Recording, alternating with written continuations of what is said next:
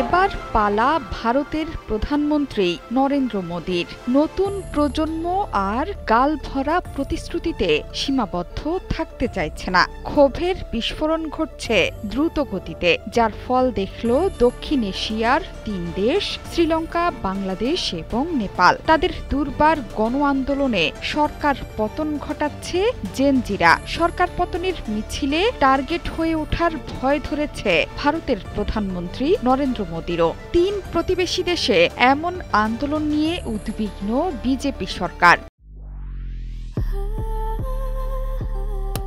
Walton switch, stylish and elegant.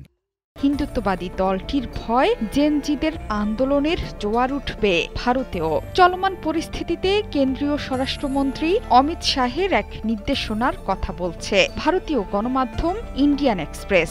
পূর্ব সতর্কতা হিসেবে ভারতে ১৯৭৪ সালের পর যত আন্দোলন হয়েছে তার ইতিহাস, কার্যকারণ এবং গতি প্রকৃতি নিয়ে গবেষণার নির্দেশ দিয়েছেন তিনি।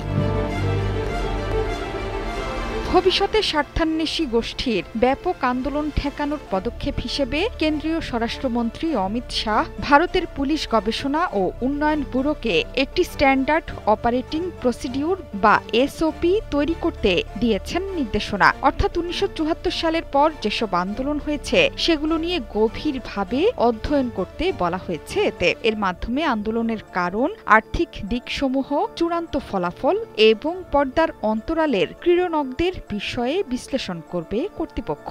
ভারত মাতা কি জয়! ভারত মাতা কি জয়! ভারত মাতা কি জয়! জুলাইয়ের শেষে নয়াদিল্লিতে ভারতীয় গোয়েন্দা সংস্থা ইন্টেলিজেন্স ব্যুরোর আয়োজনে ২ দিনব্যাপী এক সম্মেলনে এই নির্দেশনা দেন অমিত শাহ। এই বিষয়ে জ্যেষ্ঠ সরকারি কর্মকর্তা জানান, বিশেষভাবে নির্দেশনা দেয়া হয়েছে যে এসব আন্দোলনের কারণ, ধরন এবং ফলাফল বিশ্লেষণ করতে, যাতে পেছনের খেলোয়াড়দের চিহ্নিত করা যায়। এছাড়া একটি স্ট্যান্ডার্ড অপারেটিং প্রসিডিউর তৈরির মাধ্যমে ভবিষ্যতে স্বার্থান্বেষী গোষ্ঠীর দ্বারা সংগঠিত বড় আন্দোলন রোধ করা সম্ভব হয়। অমিত শাহের নির্দেশনার পর স্বরাষ্ট্র মন্ত্রণালয়ের অধীনে বিপিআর&ডির একটি টিম গঠন করা হচ্ছে, যা রাজ্য পুলিশ বিভাগগুলোর সাথে সমন্বয় করবে। এর মধ্যে পুরনো মামলার নথিপত্র এবং সেসব সম্পর্কে ক্রাইম ইনভেস্টিগেশন ডিপার্টমেন্টের প্রতিবেদন অন্তর্ভুক্ত থাকবে।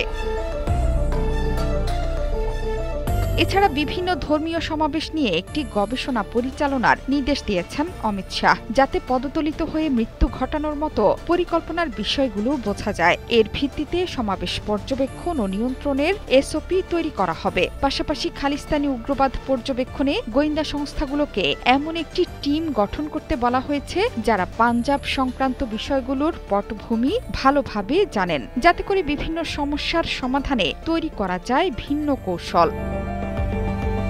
জোহরা চৌধুরী সেতু, ৭১।